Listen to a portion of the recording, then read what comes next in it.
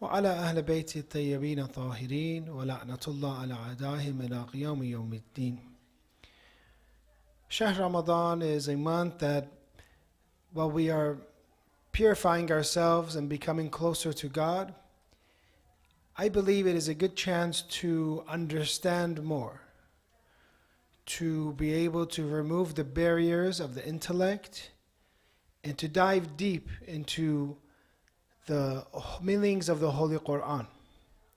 Because the Holy Quran has different levels of understanding. And even though the dhuhur or the apparent meaning of the Quran has probative force or is a hujjah for us, but the Quran has many different meanings. That some of these meanings are for the awliya of God, the friends of God. Some of these meanings are only for the prophets of Allah. One of the surahs that they say that a time will come where the intellect will increase so much that people will reflect and come and understand it very deeply, that is the very famous surah of al-Tawheed. And many of you know the surah, قُلْ هُوَ اللَّهُ أَحَدٌ. And this is the surah that we're going to cover today, the 112th surah of the Holy Quran. We're going backwards.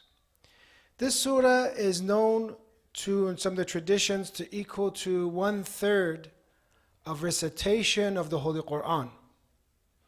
Is it because of the meaning of monotheism? It has all of beliefs in it, and beliefs is 1/3 of religion, maybe, some say that. Or is it, for example, Tawheed maybe is 1/3 of beliefs? Or regardless, we understand that one of the most important messages of the Holy Quran is in the surah. There's also a tradition that the Prophet mentions the surah as being like Imam Ali alayhi salam. Because whoever helps Imam Ali, loves him, has completed 1/3 of his faith.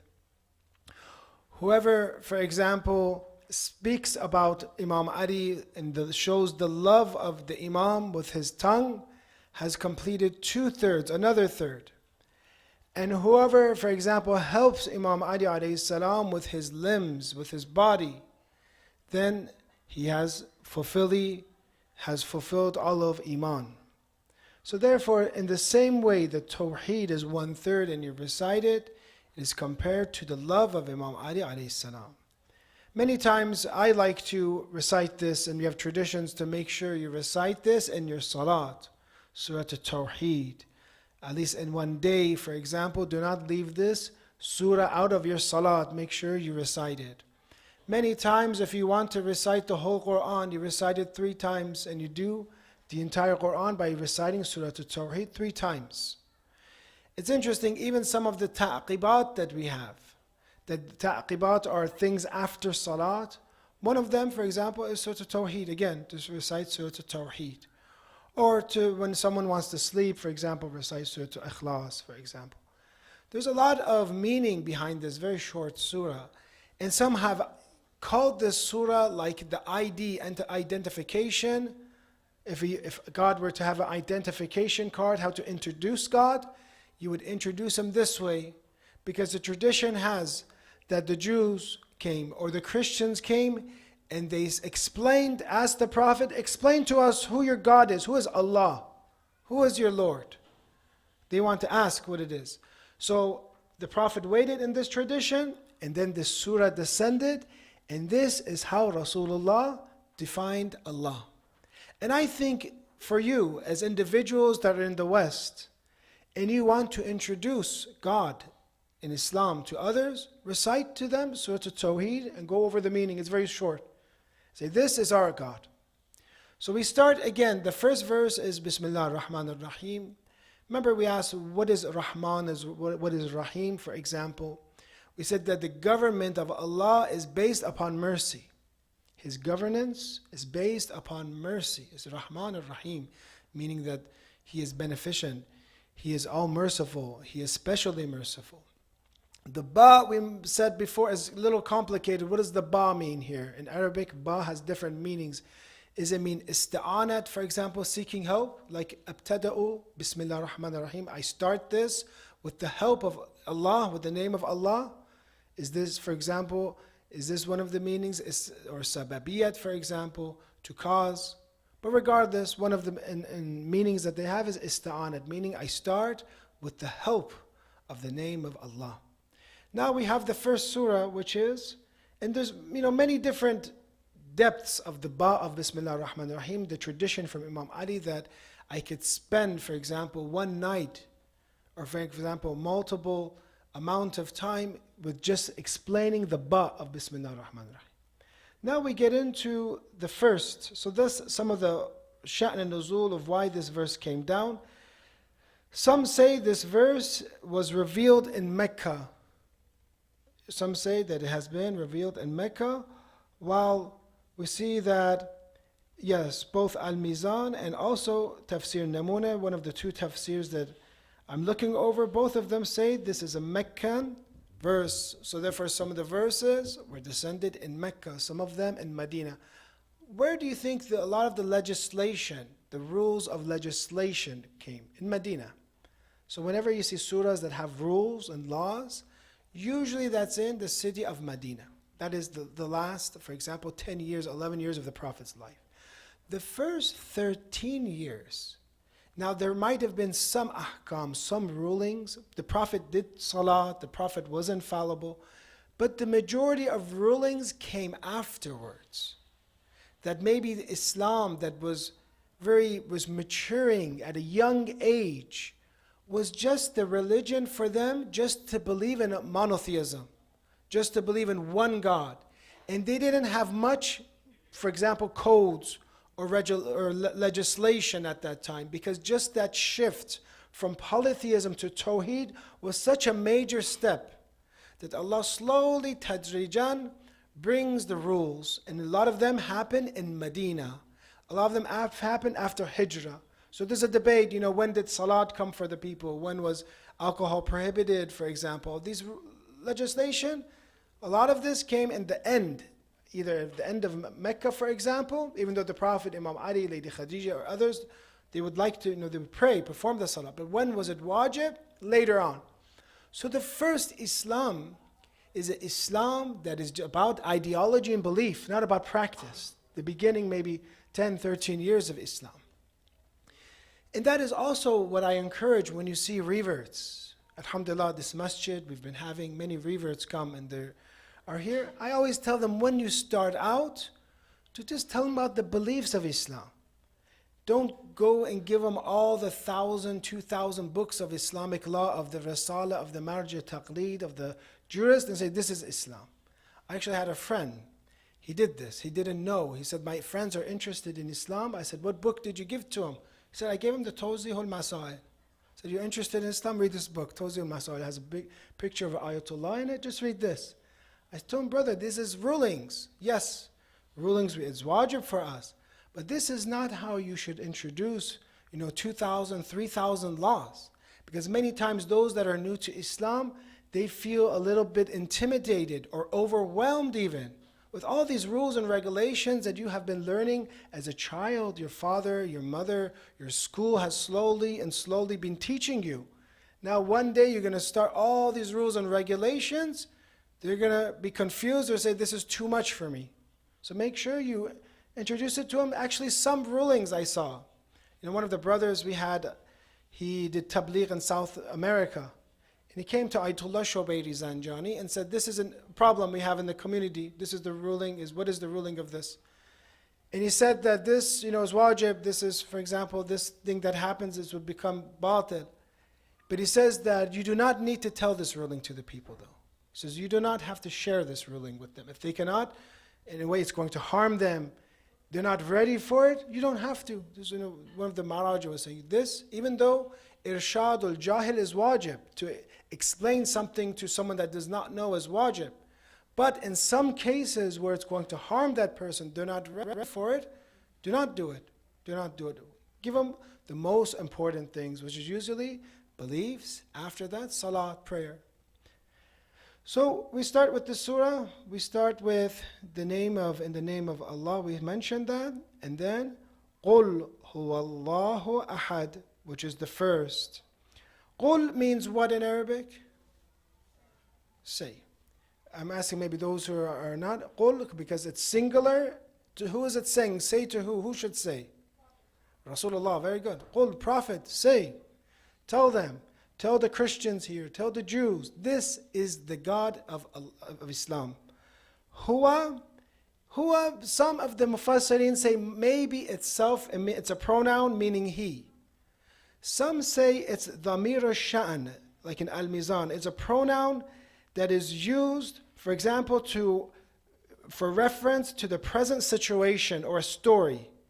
So he translated as, for example, behold. Huwa, they translate here as behold. Or some say he, because huwa itself might have a very important significance.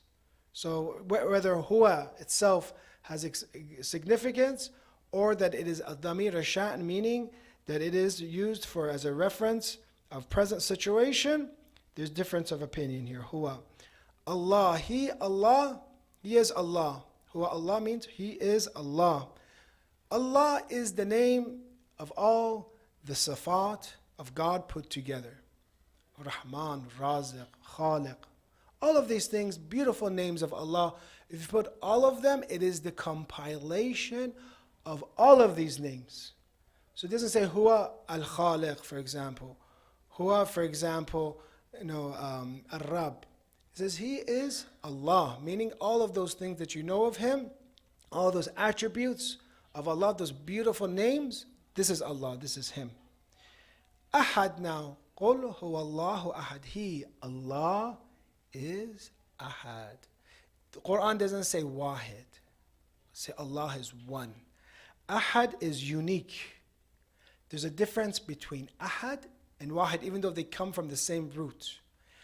Wahid can have 2, 3, 4. For example, I say, no Wahid, no one can fight against me. No Wahid can fight one, but maybe 2 people can fight against me, maybe 3 people. But if I say Ahad cannot fight against me, meaning no one, absolutely no one can fight against me. Even if there are 10,000, nobody can fight against me. So Ahad is different than Wahid. Wahid means there can be 2 and 3 and 4, but Allah is Ahad, meaning He's completely unique. He's completely unique in this sense. He cannot be divided. There's no 2 of Him. There's no 3 of Him. He is peerless. So قُلْ هُوَ اللَّهُ أَحَدٌ. And already you're getting into separation between Islam and other religions. Because if you have a Lord, a God, that, for example, there be different, for example, in polytheism, there's different gods. God of, for example, the sun, for example, God of the moon, different gods. The question we ask is, why do we negate this? Because we say very simply, the proof of Tawheed, of oneness of Allah, is the fact that if there was more than one God, that means that this God is limited. It means there's something that this God cannot do that the other one should do. If anyone asks you, why do you believe in one God? Say, you are limiting God if you believe in 2 or 3 or 4. Because you're saying that there's something He cannot do, or something He is a limit, that there is a need for another God. Because if they're exactly the same, it would be redundancy. So therefore Allah is Wahid, or here Allah is Ahad, is unique. Allah is one. We have a monotheistic religion. Because there is no more, you can say, space for another God. There's no more need for another God. Because He is sufficient. If you say He's 2 gods or 3 or 4, because you're saying He's insufficient. Or for example, they believe that there's a God of this affair, or a God of that affair. Some other proofs they have from the hadith is if there was more than one God, He would also send prophets and messengers to lead to His worship. And we say that all the prophets from Adam, to Prophet Noah, to Ibrahim, to our Prophet, to Isa, Musa alayhi salam, all of them said, we are messengers from this one Allah, this one God. If there's other gods, they would also have messengers, ambassadors being sent. So therefore, very beautifully we understand that this is Tawheed in His thought and His essence, meaning that there is no need for another God. There's no space, you could say, for another God in this way. Now we get into, that was the first ayah. So what is it? قُلْ, say, Rasulullah, huwa Allahu ahad. He, Allah, is the unique. He, Allah, some translated here as He is Allah who is one, for example, but one in a unique way. Second word here, which is a very beautiful Arabic word that has a lot of meaning. And many of us, we say this surah, but we don't know what this meaning of this word is. Allahu Samad. What does as-Samad mean? Samad has many different narrations, and the narrations are paragraphs and paragraphs of meaning. But generally speaking, He is the eternal refuge. So therefore, let's see what Samad means. Let's recite Salawat ala Muhammad wa ala Muhammad.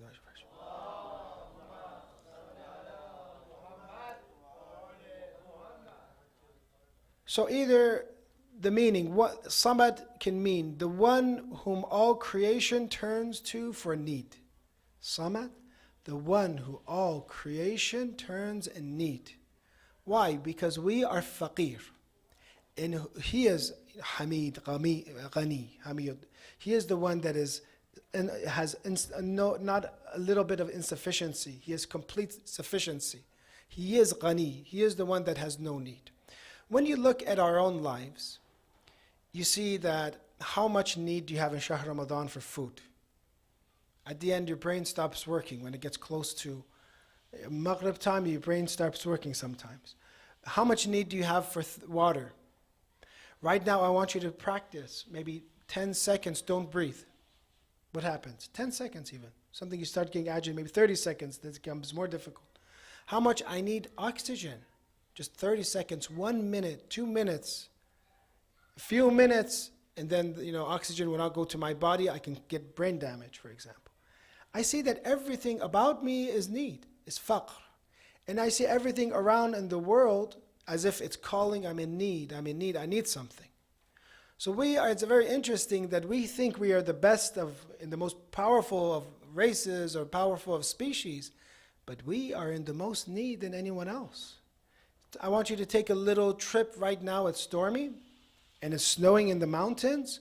Go without a jacket, go without shoes to Mount Baldy, for example, right now. What would happen? You see, I'm in need. I need a jacket. I need warm. I need fire. I'm in need. But sometimes we get so comfortable. We get so arrogant. I say, I do not need Allah. I do not need anything. I'm so strong, for example. So you see that these animals, the animal world, wolves, for example, mountain lions that exist, how much you would be afraid at night, or even a rattlesnake, for example. All these threats that we said, min sharra ma khalaq, the evil that Allah has created, harm that Allah exists. You see that you need Allah, you need this refuge in order to protect you from and give you all those things that you are in need of. So this will cause you to submit to God. This causes you to be humble. And one of the causes of Allah not being worshipped is arrogance. And that is how Shaitan has behaved. Shaitan was arrogant. He didn't want to do sujood to Adam. Therefore, he didn't want to do sujood. So therefore, we learn from this verse that one, Samad can mean one whom all creation turns for need. Some have translated this as eternal refuge. He is the refuge. As-Samad means because He has everything, you go to the one who has everything, Allah, and He gives you. Especially, I think that this Shahr Ramadan, you feel this more. When you get closer to Allah, you feel that need constantly. Some of our scholars or mystics would even ask Allah, feel that when they inhale and exhale, they say, I'm in need of this oxygen from Allah, because it's His universe. Even when I inhale and exhale, I'm in need. 2, the eternal, everlasting being, Samad, eternal, everlasting, because He existed before creation. When all of creation will be destroyed, He will be existing. So that's why they translate eternal refuge. So both eternal and the refuge. 3, the absolute master without flaw or weakness. 4, the one beyond change, decay, or imperfection. 5, the one that does not eat, drink, or sleep. And these are all things that Christians believe that Prophet Jesus ﷺ did. Therefore, He had need. He needed to drink, he needed to eat, he needed to sleep, therefore he had need. Therefore he cannot be Samad, for example. So therefore we see that in another tradition from Imam Ali alayhi salam, tradition says, As-Samad is neither a name nor a body. He has no similarity, form, limit, place, condition, or direction. He is neither full nor empty, and nothing contains him. As-Samad, for example. Or in a letter, Imam Hussein alayhi salam writes the meaning of As-Samad, Bismillah ar-Rahman ar-Rahim. As for what follows, do not argue about the Quran without knowledge, for I have heard from my grandfather. He said, whoever speaks without knowledge, there will be a place for him in fire. But Samad in this verse means this: he was not brought into existence from anything. Samad means God has not been brought from anything, while all of us, we are from something. Even fire, for example, it comes from, say, wood. There needs to be a substance, wood, for example. Everything comes from some matter in this world. But God does not exist from anything, nor does he exist within anything, nor is he dependent on anything. This is the letter that Imam Hussein alayhi salam wrote, attributed to him and to people of Basra. He is the creator of all things. He has brought everything into existence by his power. Whatever he has created for perishing will perish by his will, and whatever he has created for eternal existence will remain by his knowledge. This is Allah, the Samad. So therefore we see this beautiful letter of Imam Hussein explaining that Allah is not from anything. He is not dependent on anything. So again, if you want to maybe understand a little bit in a summary, eternal refuge. Allah is the eternal refuge. Now this part, lam yalid wa lam yulad. And this is a very big difference between Islam and Christianity. He neither begets, he does not have a son, he does not have a daughter, for example. He does not beget. Walam yulad, and is not born. Is not born. The fact that Prophet Isa alayhi salam was born without a father doesn't mean that he is God, because Prophet Adam alayhi salam was born without a father as well. Doesn't mean that he is God. So this is a big difference, that our Lord is not begets or is not begotten. Because the Christians, in the Quran says, even some of the Jews, وَقَالَتِ الْيَهُودِ Uzair ibn Allah. They used to say that Uzair is the son of Allah. وَقَالَتِ النَّصَارَى الْمَسِيح ibn Allah. And the Christian said, the Masih is the son of Allah.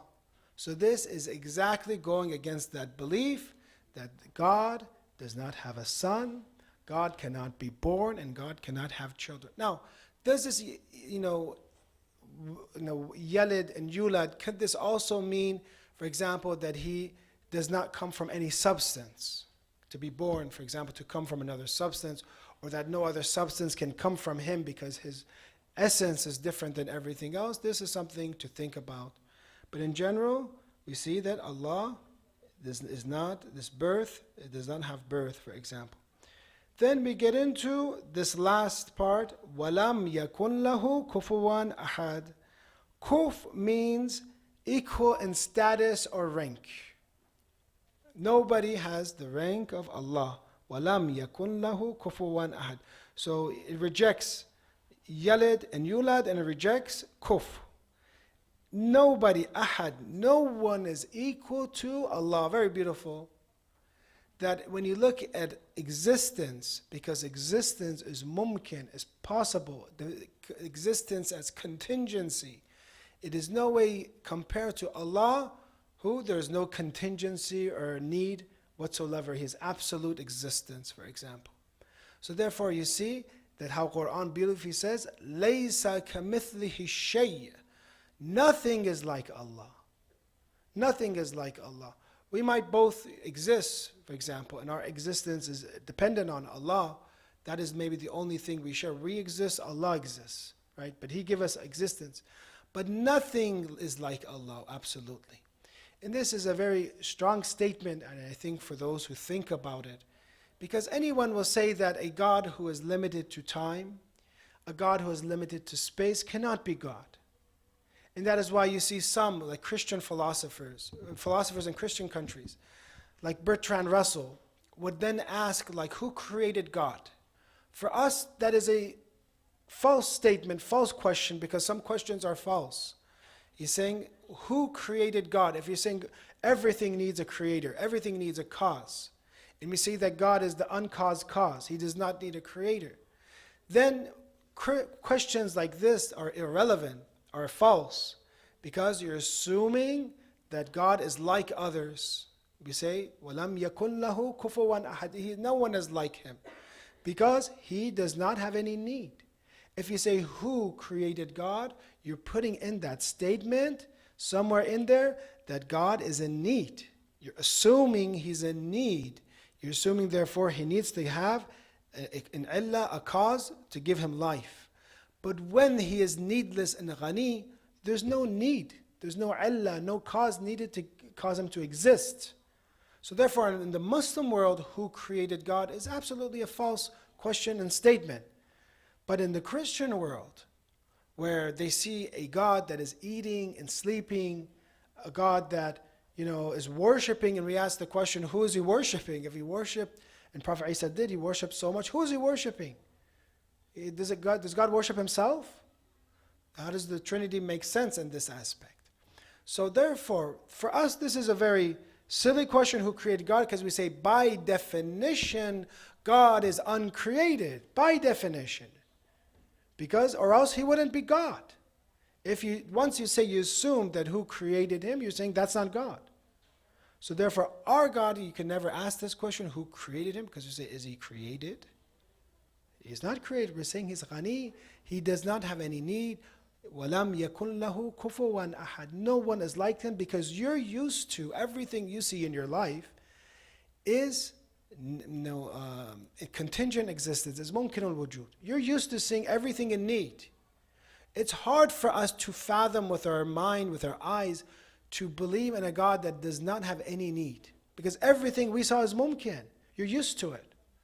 But that is when your iman, your spirit, and your mind becomes sharp, and it thinks, and actually your fitrah also, your nature, you say, that God that I have, cannot have. لَيْسَ كَمِثْلِهِ شَيْءٍ. There's nothing like him.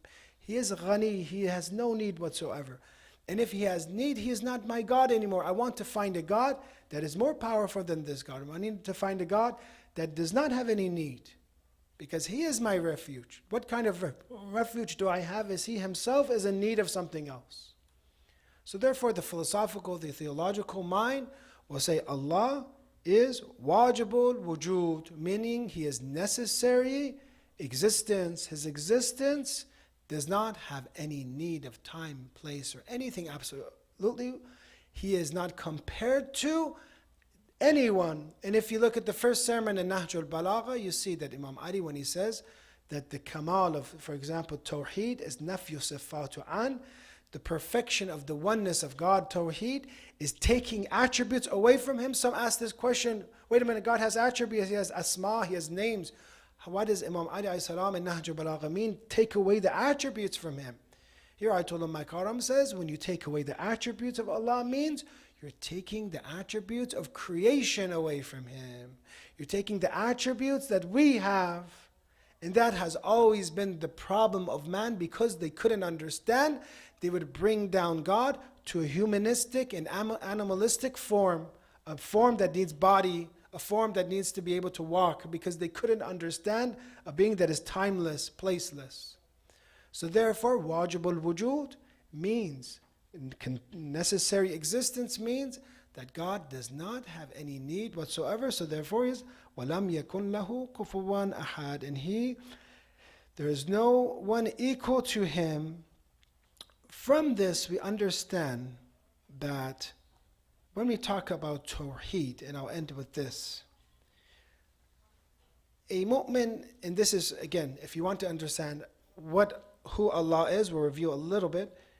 He is who Allah, he is Allah first of all. He was the name, has all the beautiful names of completion. He is Ahad, unique, no one is like him. He is Samad, he is the eternal refuge. Everyone needs to go for him for existence. For everything that they need to go to him. All animals, birds, mountains, earth, the universe, all the trillions of, billions or trillions of stars, all need him.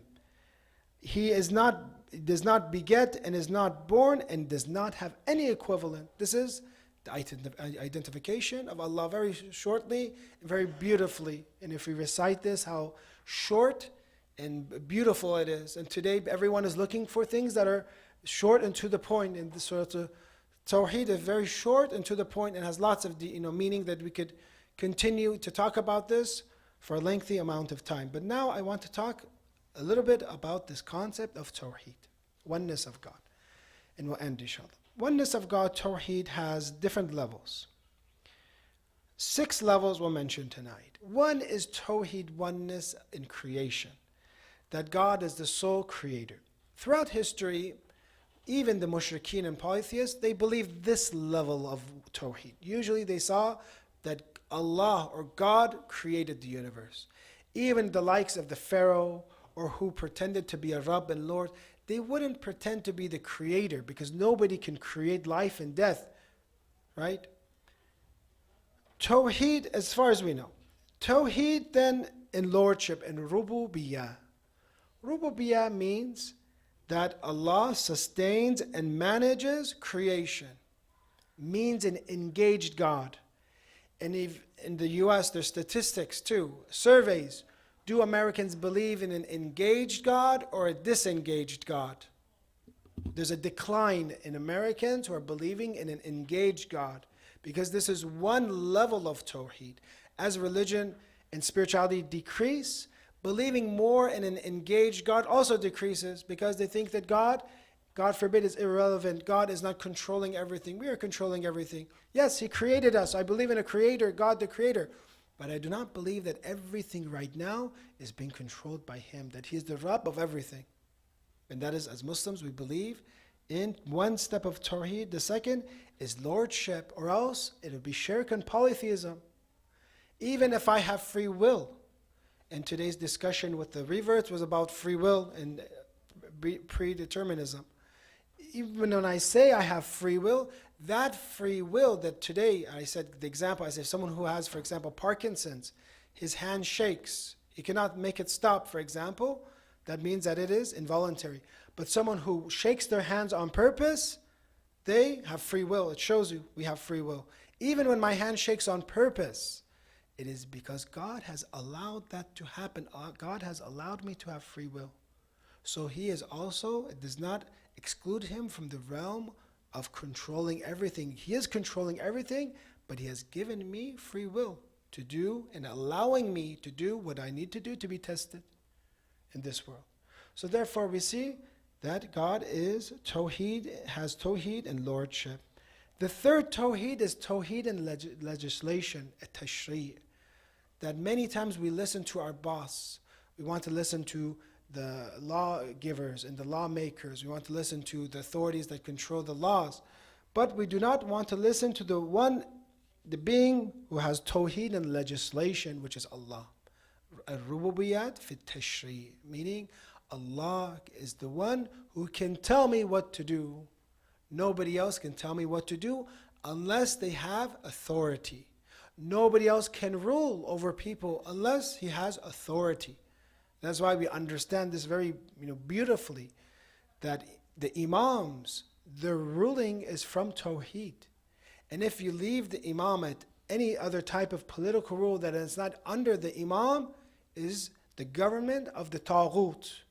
Is the government of the Taghut, except if it's not for the Imam. So that is Tawheed and legislation. Tawheed and Malikiyat and ownership, everything belongs to God. Tawheed and sovereignty, only His government is legitimate. And Tawheed and obedience, that only I should follow Allah. One of the great scholars that we had that was a jurist and also someone who understood God is the name of Ayatollah Sahib Kafaya.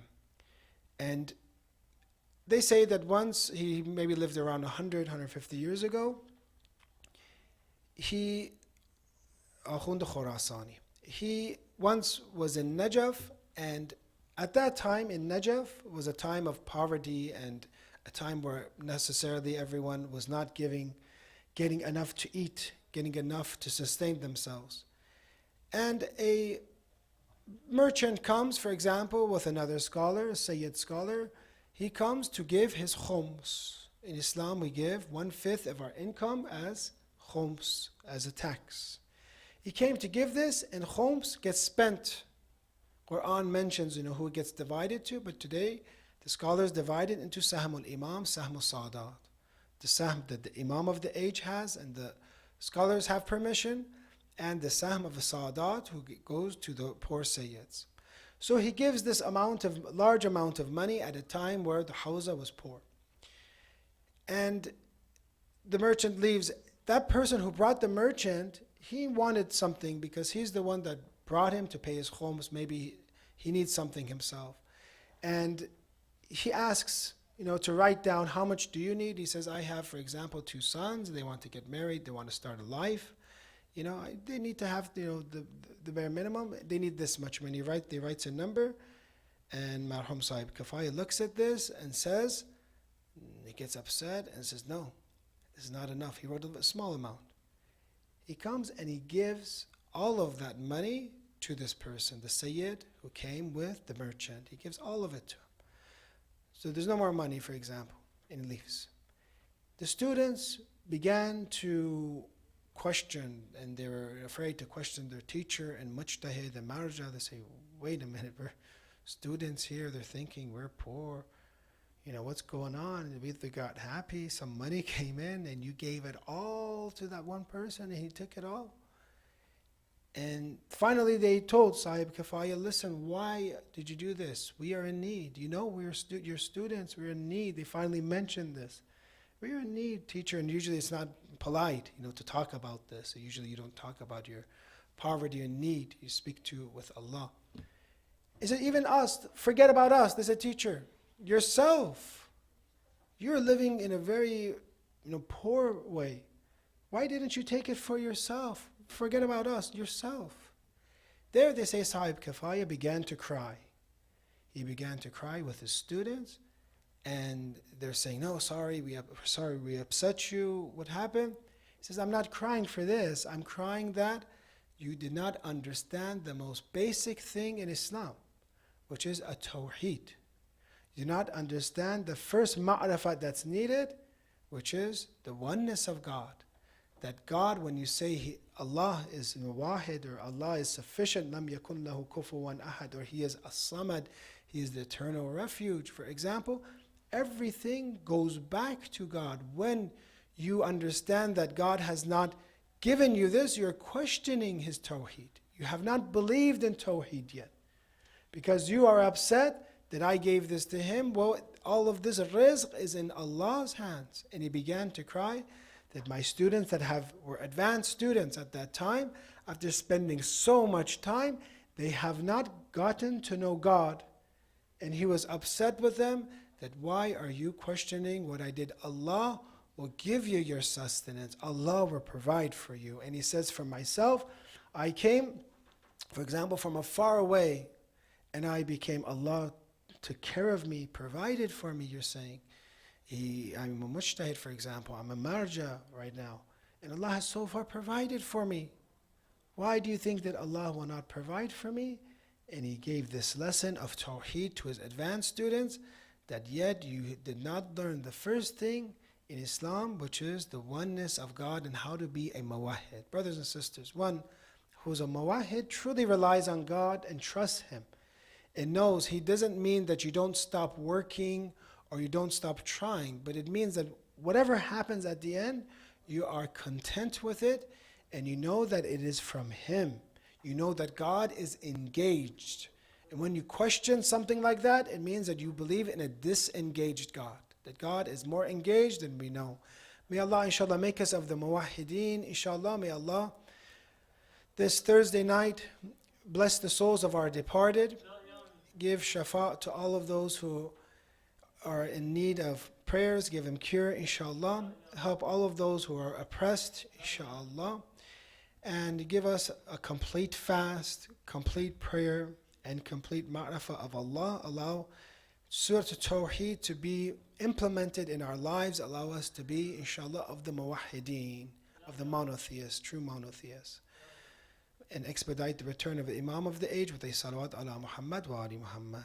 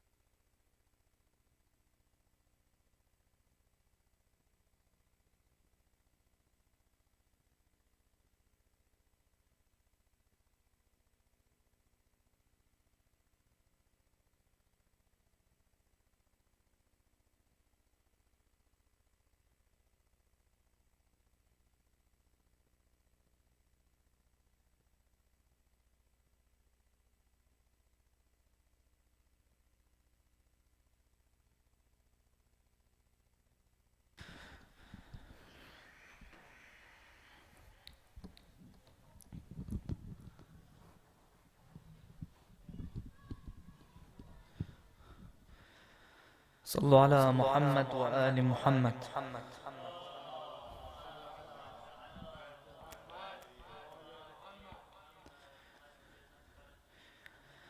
بسم الله الرحمن الرحيم.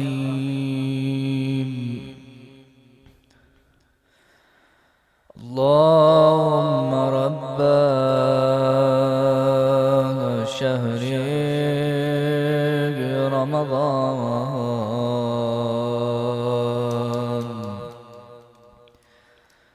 الذي أنزلت فيه القرآن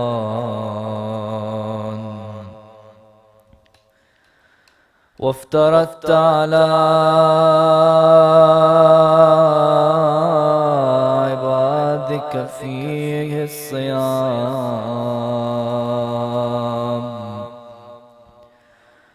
صل على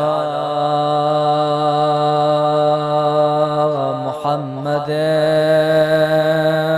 وآل محمد وارزقني حج بيتك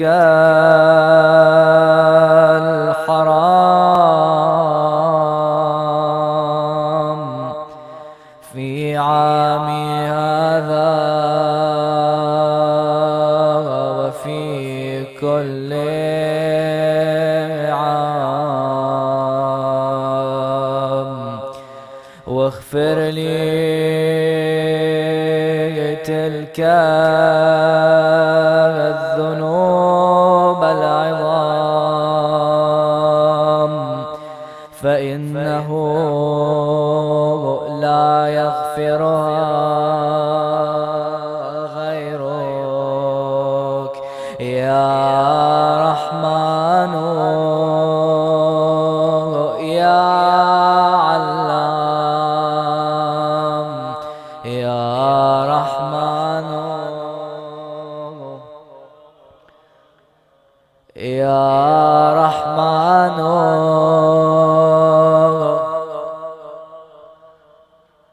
يا رحمن يا الله.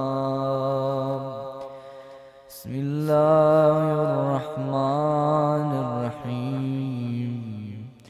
اللهم إني أسألك برحمتك التي وسعت كل شيء وبقوتك التي قهرت بها كل شيء وخضع لها كل شيء وذل لها كل شيء وبجبروتك التي غلبت بها كل شيء وبعزتك التي لا يقوم لها شيء وبعظمتك التي ملأت كل شيء وبسلطانك الذي حلا كل شيء وبوجهك الباقي بعد فناء كل شيء وبأسمائك التي ملأت أركان كل شيء وبعلمك الذي أحاط بكل شيء وبنور وجهك الذي أضاء له كل شيء يا نور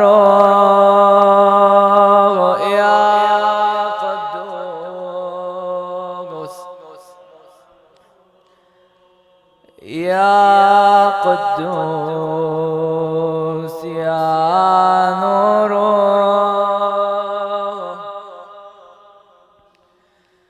يا نور يا أول الأولين ويا آخر الآخرين اللهم اغفر لي الذنوب التي تهتك العصام اللهم اغفر لي الذنوب التي تنزل النقام اللهم اغفر لي الذنوب التي تغير النعم اللهم اغفر لي الذنوب التي تحبس الدعاء اللهم اغفر لي الذنوب التي تنزل البلاء اللهم اغفر لي كل ذنب أذنبته وكل خطيئة أخطأتها اللهم إني أتقرب إليك بذكرك وأستشفع بك إلى نفسك وأسألك بجودك أن تدنيني من قربك وأن توزعني شكرك وأن تلهمني ذكرك اللهم إني أسألك السؤال خاضع متذلل خاشع أن تسامحني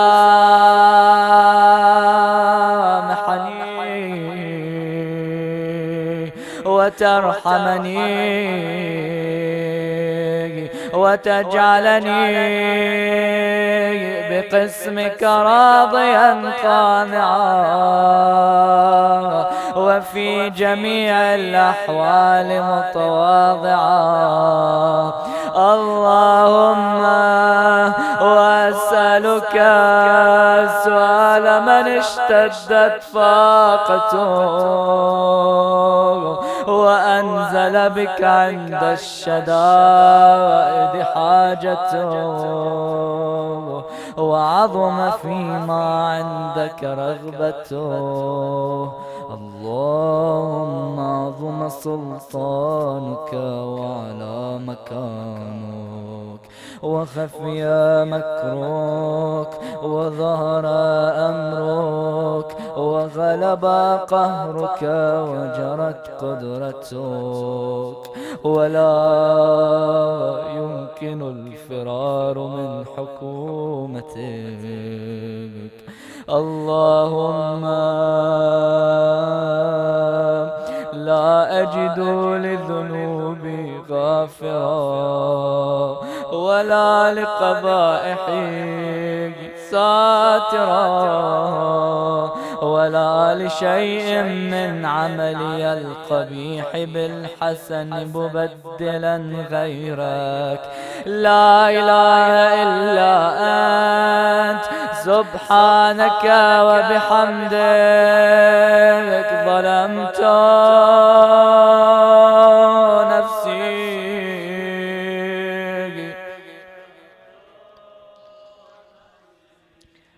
ظلمت ظلمت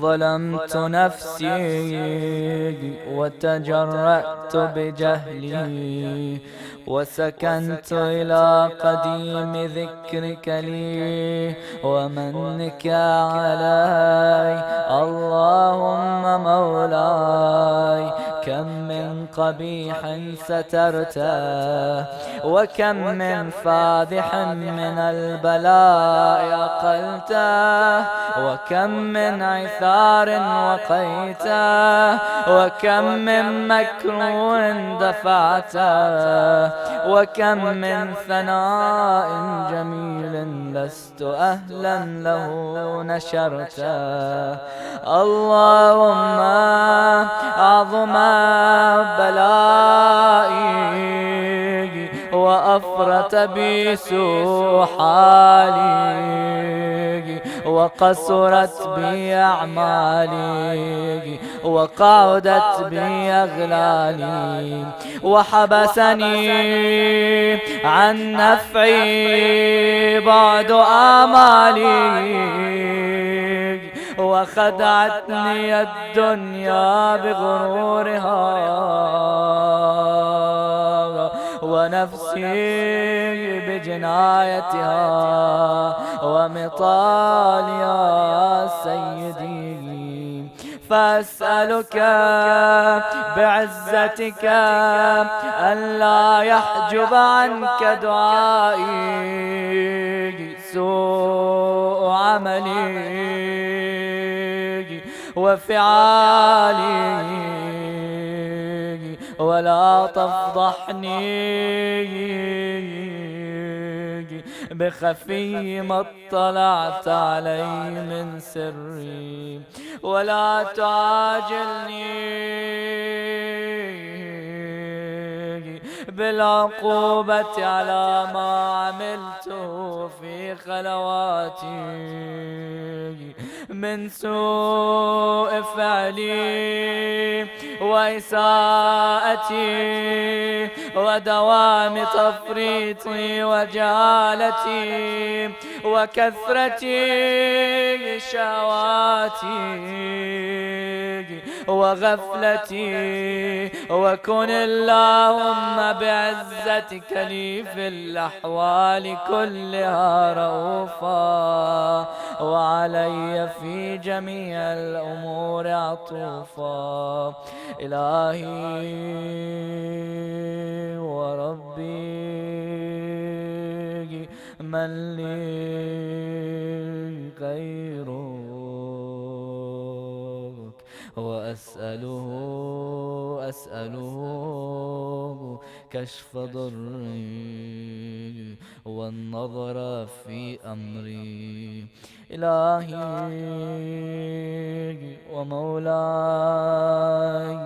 أجريت علي حكما اتبعت فيه هوى نفسي ولم أحترس فيه من تزيين عدوي فغرني بما أهوى وأسعده على ذلك القضاء فتجاوزت بما جرى علي من ذلك بعض حدودك وخالفت بعض أوامرك فلك الحمد على جميع ذلك ولا حجة لي فيما جرى علي في قضاؤك وألزمني حكمك وبلاؤك وقد أتيتك يا إلهي بعد تقصيري وإسراف على نفسي معتذرا نادما منكسرا مستقيلا مستغفرا منيبا مقرا مذعنا معترفا لا أجد مفرا مما كان مني ولا مفزعا أتوجه إليه في أمري غير قبولك عذري وإدخالك إياي في سعة من رحمتك. اللهم فاقبل عذري وارحم شدة ضري وفكني من شد وثاقي يا ربي ارحم ضعف بدني ورقة جلدي ودقة عظمي يا من بدا خلقي وذكري وتربيتي وبري وتغذيتي. هبني لابتداء كرمك وسالف برك بي يا إلهي وسيدي وربي. أتراك معذبي بنارك بعد توحيدك وبعد من طوى عليه قلبي من معرفتك ولهج به لساني من ذكرك واعتقده ضميري من حبك وبعد صدق اعترافي ودعاء خاضعا لربوبيتك. هيهات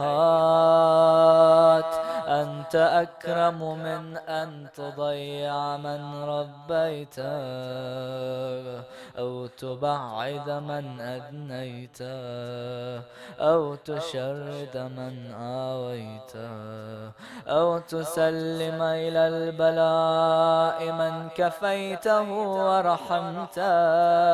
وليت شعري يا سيدي وإلهي ومولاي أتسلط النار على وجوه خرت لعظمتك ساجدا وعلى ألسن نطقت بتوحيدك صادقا وبشكرك مادحا وعلى قلوب اعترفت بإلهيتك محققا وعلى ضمائر حوت من العلم بك حتى صارت خاشعة وعلى جوارح سعت إلى أوطان تعبدك طائعة وأشارت باستغفارك مذعنة. ما هكذا الظن بك ولا أخبرنا بفضلك عنك يا كريم يا رب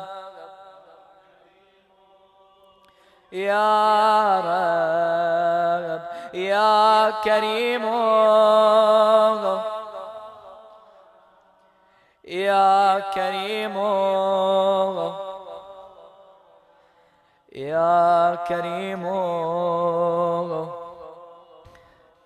وأنت تعلم ضعفي عن قليل من بلاء الدنيا وعقوباتها وما يجري فيها من المكاره على أهلها على أن ذلك بلاء ومكروه قليل مكثور، يسير بقاؤه قصير مدته، فكيف احتمالي لبلاء الآخرة وجليل وقوع المكاره فيها، وهو بلاء تطول مدته ويدوم مقامه ولا يخفف عن أهله، لأنه لا يكون إلا عن غضبك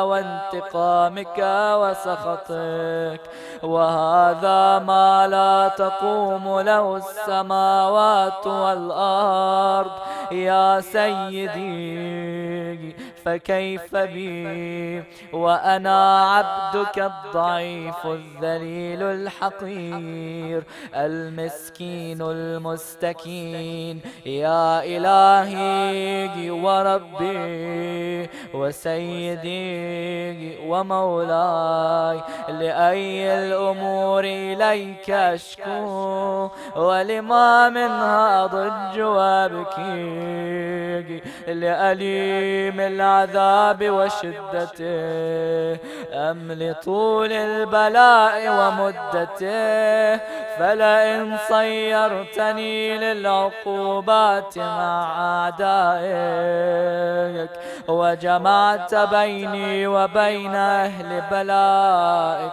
وفرقت بيني وبين أحبائك وأوليائك، فهبني يا إلهي وسيدي ومولاي وربي، صبرت على عذابك فكيف أصبر على فراقك، وابني صبرت على حر نارك فكيف أصبر عن النظر إلى كرامتك، أم كيف أسكن في النار ورجاء عفوك، فبعزتك يا سيدي ومولاي أقسم صادقا، لئن تركتني ناطقا لأضجن إليك بين أهلها ضجيج العاملين، ولأصرخن إليك صراخ المستصرخين، ولأبكين عليك بكاء الفاقدين، ولو نادينك أين كنت يا ولي المؤمنين، يا غاية آمال العارفين، يا غياث المستغيثين،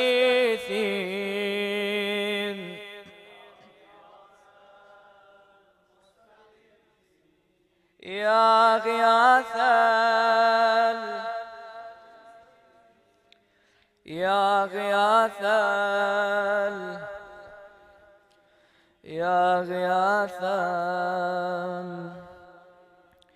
يا حبيب قلوب الصادقين، ويا إله العالمين، أفتراك سبحانك يا إلهي وبحمدك تسمع فيها صوت عبد مسلم سجن فيها بمخالفته وذاق طعم عذابها بمعصيته، وحبس بين أطباقها بجرمه وجريرته، وهو يضج إليك ضجيج مؤمل لرحمتك ويناديك بلسان أهل توحيدك ويتوسل إليك بربوبيتك يا مولاي، فكيف يبقى في العذاب وهو يرجو ما سلف من حلمك حلمك. أم كيف تؤلمه النار وهو يأمل فضلك ورحمتك. أم كيف يحرقه لهيبها وأنت تسمع صوته وترى مكانه. أم كيف يشتمل عليه زفيرها وأنت تعلم ضعفها. أم كيف يتقلقل بين أطباقها وأنت تعلم صدقها. أم كيف تزجره زبانيتها وهو يناديك يا رب. أم كيف يرجو فضلك في عتقه منها فتتركه فيها. هيهات ما ذلك الظن بك ولا المعروف من فضلك ولا مشبه لما عاملت به الموحدين من برك وإحسانك. فباليقين أقطع لولا ما حكمت به من تعذيب جاحديك وقضيت به من إخلاد معانديك لجعلت النار كلها بردا وسلاما وما كان لأحد فيها مقرا ولا مقاما. لكنك تقدست أسماؤك أقسمت أن تملأها من الكافرين من الجنة والناس أجمعين وأن تخلد فيها المعاندين وأن تجل ثناؤك. قلت مبتدئا وتطولت بالإنعام متكرما.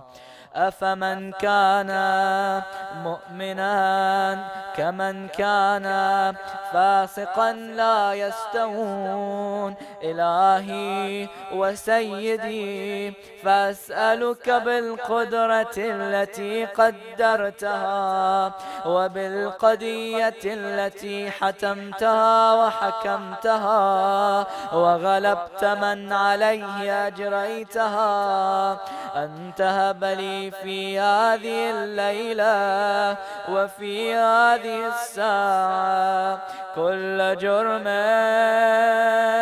أجرمته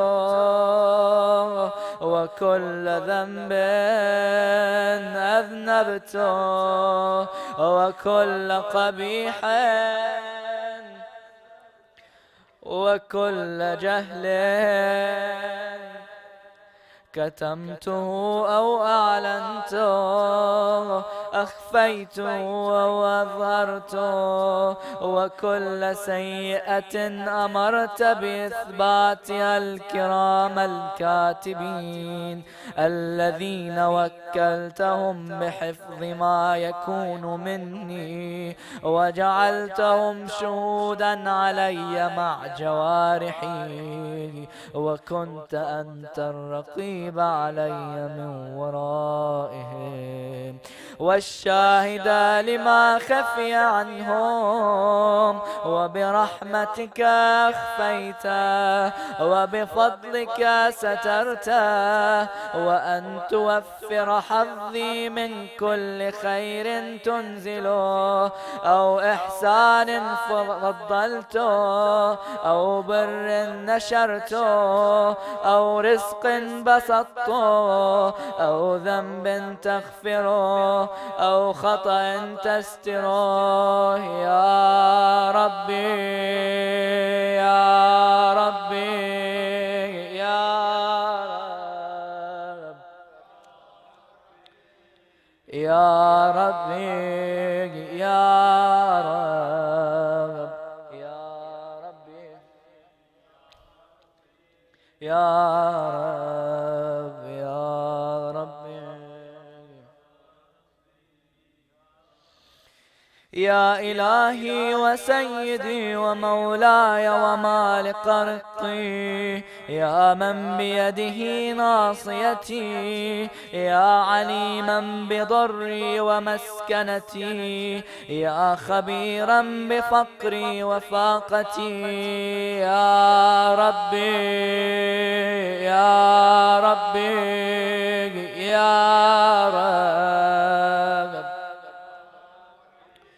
يا ربي يا رب، يا رب يا ربي. أسألك بحقك وقدسك وأعظم صفاتك وأسمائك أن تجعل أوقاتي في الليل والنهار بذكرك معمورا، وبخدمتك موصولا، وأعمالي عندك مقبولا، حتى تكون أعمالي وأورادي كلها وردا واحدا، وحالي في خدمتك سرمدا. يا سيدي يا من عليه معولي، يا من إليه شكوت أحوالي، يا ربي يا رب، يا ربي يا ربي يا رب، يا ربي يا ربي رب. قو على خدمتك جوارحي، واشتد على العزيمة جوانحي، وهب لي الجد في خشيتك والدوام في الاتصال بخدمتك، حتى أسرح إليك في ميادين السابقين، وأسرع إليك في البارزين، واشتاق إلى قربك في المشتاقين، وأدنو منك دنو المخلصين، وأخافك مخافة الموقنين، واجتمع في جوارك مع المؤمنين. اللهم ومن أرادني بسوء فأرد، ومن كادني فكد، واجعلني من أحسن عبيدك نصيبا عندك، وأقربهم منزلة منك، وأخصهم زلفة لديك، فإنه لا ينال ذلك إلا بفضلك. وجد لي بجودك، واعطف علي بمجدك، واحفظني برحمتك، واجعل لساني بذكرك لهجا، وقلبي بحبك متيما، ومن علي بحسن إجابتك، وأقلني عثرتي، واغفر زلتي، فإنك قضيت على عبادك بعبادتك، وأمرتهم بدعائك، وضمنت لهم الإجابة. فإليك يا ربي نصبت وجهي، وإليك يا ربي مددت يدي، فبعزتك استجب لي دعائي، وبلغني مناي، ولا تقطع من فضلك رجائي، واكفني شر الجن والإنس من أعدائي، يا سريع الرضا، يا سريع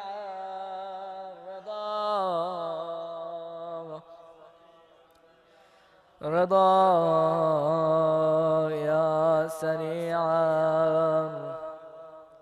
اغفر لمن لا يملك إلا الدعاء فإنك فعال لما تشاء، يا من اسمه دواء وذكره شفاء وطاعته غناء، ارحم من رأس ماله الرجاء وسلاحه البكاء، يا سابغ النعم يا دافع النقام، يا نور المستوحشين في الظلام، يا عالما لا يعلم، صل على محمد وآل محمد وافعل بي ما أنت أهله، وصلى الله على رسوله والأئمة الميامين من آله وسلم تسليما كثيرا.